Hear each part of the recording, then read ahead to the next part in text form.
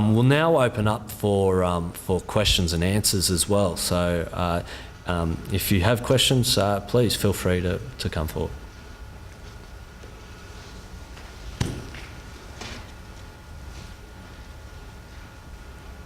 Yes.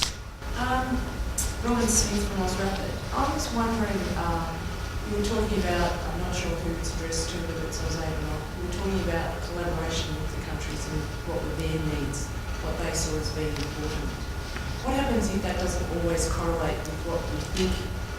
You know, obviously in sport we know sport can achieve lots of really positive things, but the government or the people that you're liaising with don't see that. What sort of a gentle push can you have in that area, or is it really what they want? You really need to be listening to what they want. Yeah.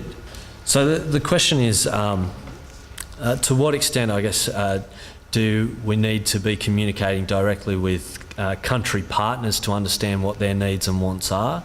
Are you talking about more as well from a government point of view, what country governments are? There's been a few people talking about a collaborative approach and obviously addressing needs that the country identifies. But if the country doesn't identify some of the things that you think you can achieve, what sort of role do you play in sort of gently persuading them that the sport can actually achieve some of these things that they don't know yet? Does that make sense? Where Australia potentially thinks that they might be able to address some of the shortcomings by sport, but they don't see that. So I'm just asking in the past how you've got around that issue. That's an excellent question, and it's one that does come up from time to time. Probably, if I could call on Alison to talk, mainly because the country programs, the ASOP country programs, as Alison mentioned, are very much community focused and are very originated in a lot of cases in rural environments, where there was a lot of community consultation in terms of the establishment of the programs and providing what the community wants. Sometimes that doesn't necessarily align with the larger aid objective of the country. But Alison, do you want to come up and have a discussion about that quickly? Sure. I think that's often a challenge. I think between is the awareness of what sport might be able to achieve, and I think we've learned a lot of lessons along the way. I think there's a number of different ways that we have tackled that over the years. One of those is, as a little bit of build it and they will come, or they will understand, and we've used that approach in certain instances. We've also used, I guess, an influencing approach, so just influencing the right people by taking them to, either taking them to activities that already exist, showing them activities that have worked in other countries. We found that worked really well with the health aspect. When we had the Healthy Islands Through Sport Forum, we brought examples of where a collaboration on sport and health really worked really well to show other countries that it actually is possible. So we use that type of approach. In other instances, you will find that through communication and through a lot of community consultation, that actually you are on the same page. And that's often been the case, is that with enough community consultation and done in the right way, you eventually come up with the same, that you're trying to achieve the same thing at the end of the day.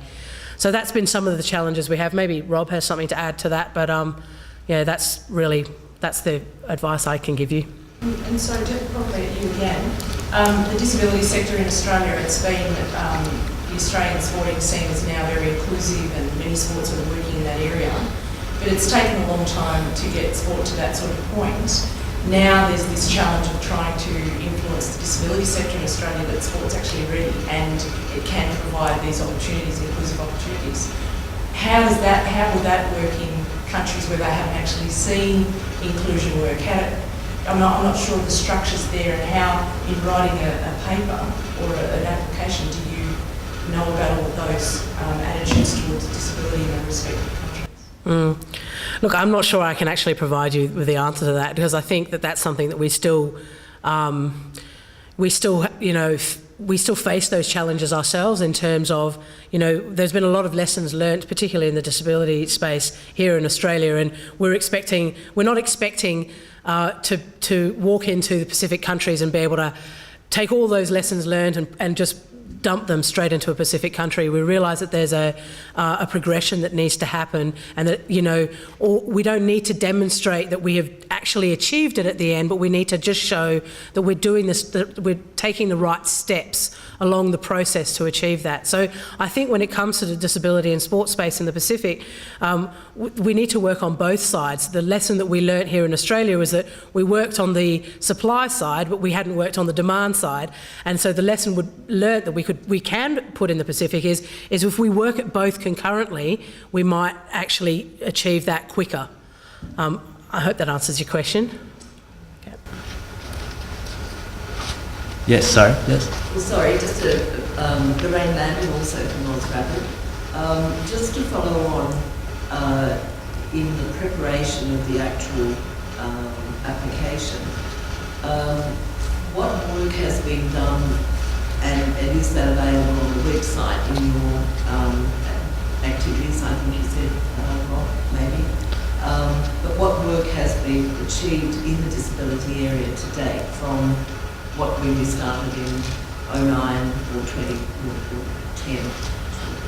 Sure. I think a highlight of our work in disability so far has been in Fiji, where our country program has really focused on disability in that country already, and it's so we've got established networks with disability organisations as well as sport disability organisations in Fiji, and so to connect the major sports that we are supporting in Fiji with those networks has been a positive and is something that we're really keen to continue to work on.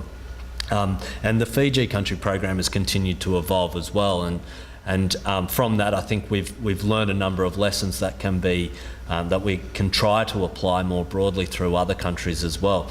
But I think on the website, I think it'd be best to drill down into what we've achieved in Fiji through the country programs, and there's information there.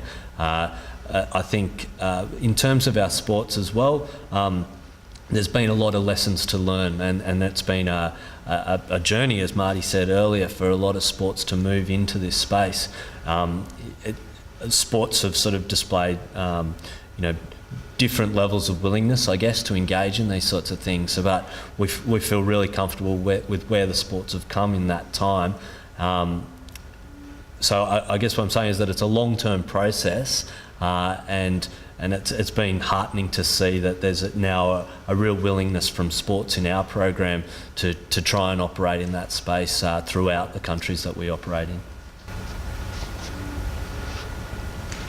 So can I just want to add to that from Aussag's perspective as well, because disability is a real focus for Aussag. It's a huge focus for Aussag, and that's the space you guys are working in. Rod, you want to come up here? We've only got one microphone for the camera, mate. So. Sorry, that's why we're all crowding around here. Thanks. Okay. So in terms of the work that's been done in the disability space in the Pacific, there's been a heap of consultation Aussag's undertaken with disabled people's organisations, identifying what the needs and priorities are, huge analysis, priorities developed based on that.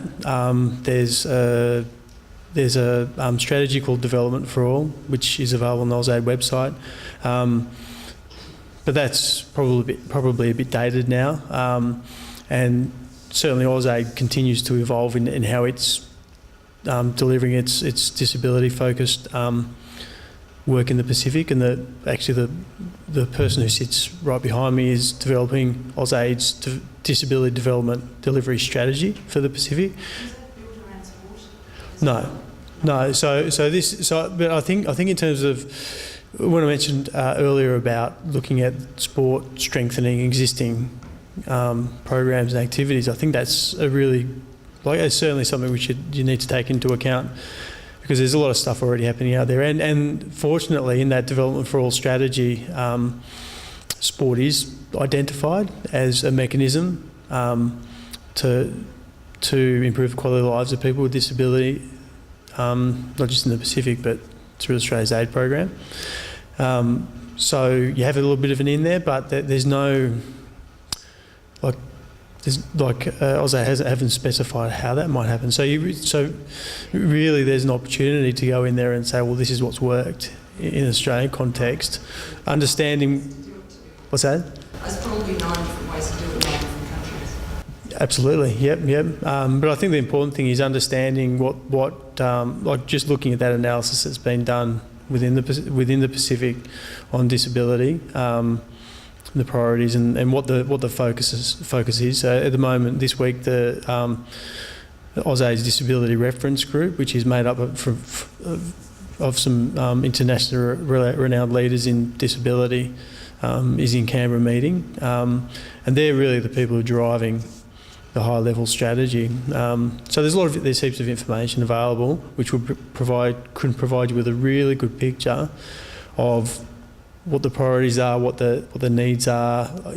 Developed in consultation with people with disability in the Pacific, and as a result, what Aussade is targeting. And they're more than willing to work with sports to see at the country level or at the regional level how sport could feed into that. So that's all available on the website. But certainly, if you need any more information or specific stuff, sometimes the more relevant, the more recent information is not on the website just yet. But that's the kind of stuff. For example, at the moment, a delivery strategy is being developed. It won't be on the website, the Aussade website, for a while. But certainly, Nick could give me a call and say, where's it at? And I could say, well, I could turn around and have a chat with the lady who sits behind me and say, where's it at? And she'll be able to say, well, we're targeting these countries. What we're really looking at, priorities are strengthening disabled people's organisations and, promote the right. Meeting with Pacific leaders in the disability area. Yep, absolutely. Do they know what inclusion could look like if owned by sport? I don't think so. Not yet. I think certainly we're far further down the track in Australia about inclusion of people with disabilities in sport. But certainly it's becoming a lot more visible in the Pacific. So, but I think what's exciting is that Aussade's recognise the value of sport within its disability work. So, yeah. Just quickly on that topic. There's a couple of initiatives, as mentioned, in terms of the specific work we've done, and Nick highlighted the Fiji example, which has been a country program that's been in operation for a number of years and has seen quite a bit of evolution in terms of a disability-focused sport for development program. Also, within the Pacific Sports Partnerships, we've got an allocation of funding to specifically support sports, particularly in the 2 lead areas around health, with a focus on NCDs, and the disability area. So what we're looking to do is to provide some support, now whether that's in the form of the structure of programs and direction on structuring programs around inclusion, or whether it's towards more broadly supporting sports to connect in the right way in the countries that they want to work in. So we work pretty closely with Aussade, but we have an allocation of funding within the program to be able to facilitate that. As you highlighted, our colleagues from AusRapid have noted it is often very difficult at that in-country connection point to get the organisations with the capacity to be able to support sporting organisations to deliver in this area. But again, we're working towards that, and there are some very, very good examples of where that's cutting through. Any more questions? Yeah, Will? Yes, Will from Rugby. Is there an expectation that sports come to the table in the application process with a disability sports program curriculum already, or is it enough to provide an undertaking to develop that in partnership with the experts? Yeah. I'm speaking, I guess, for sports that don't currently have a disability. Yep.